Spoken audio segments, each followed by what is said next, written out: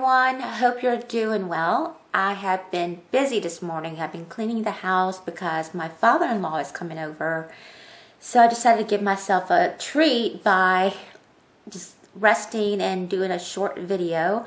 I had said that I was going to do a book review on Charlotte's Web. And before I start, I want to thank those of you who have joined the new channel. I really appreciate your support and your kind words. So let me get started. Okay, I have the large print version of Charlotte's Web, and as I had mentioned before, this is the book that my class was reading when I first came to the United States, and I was in the 3rd grade, and I wasn't able to read English, and my teacher had a poster of this exact cover on the wall, and I was fascinated by the little girl and the pig, because when I was in Korea, I didn't read that much. I don't think I did. I wasn't really into reading. That kind of started when I was in the 4th grade, so I wasn't this avid reader. It just took a little bit of time.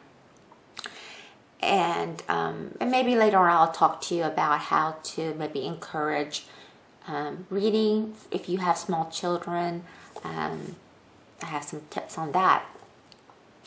So this book is not only great reading independently, but also to read aloud to small children. That every year when I do decide to read this book out loud, there's some kids in the classroom that will say, oh, I read the book before, or I've seen the movie, and just a small number of them will be kind of reluctant to hear it again or study about it.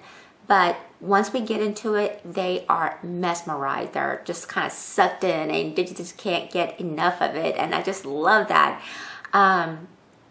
The mental imageries, the word choice that E.B. White chooses in this book. We're going to learn about friendship, the true meaning of friendship. So the reading experience of learning about a character and maybe not initially liking a character, but over time you begin to learn more about the character and like the character or appreciate this character. For example, Charlotte, who's in the book, and you probably you know this book. I'm just assuming this. Charlotte, who's a spider, and Wilbur, the pig, initially is not really enthralled with Charlotte, and just that friendship forming between the two. Who Wilbur is the immature, childlike character, and Charlotte is the adult character in the book. So what else did I write? Go back to word choice, and just when I read you a section in the book that really exemplifies E.B. writing, the word choices, that the great, awesome word choices and story imagery that he provokes in the reader's mind, and all the 5 senses. And this is chapter 3, and it's called Escape, and I'll read a few lines here. And the setting is the barn, and Wilbur's in there. The barn was very large. It was very old. It smelled of hay, and it smelled of manure. It smelled of the perspiration of tired horses and the wonderful sweet breath of patient cows. It often had a sort of peaceful smell, as though nothing bad could ever happen in the world. It was a smell of grain, and of harness dressing, and of axle grease, and of rubber boots, and of new rope. The rhythm of the words, the sentence variation, and the word choices, the sweet smell of just, smell of manure and the smell of perspiration of tired horses make it sound like, oh, I want to be in the barn with the animals and be with Wilbur. I don't know. That's what I get. That's the yeah. I really like this book, and I'll tell you, kids love it.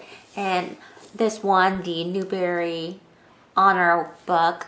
So this is a seal of approval that this is an excellent book. Talks about life and death and the life cycle of a living thing, and I think this is a good way to talk about things that happen in life that, you know, it happens, it's real. And so, yeah, 100% or 150%. Love it, love it, love it. Please read it out loud to your child. And if they reread it again at school, they will enjoy it again. I assure you. All right, bye.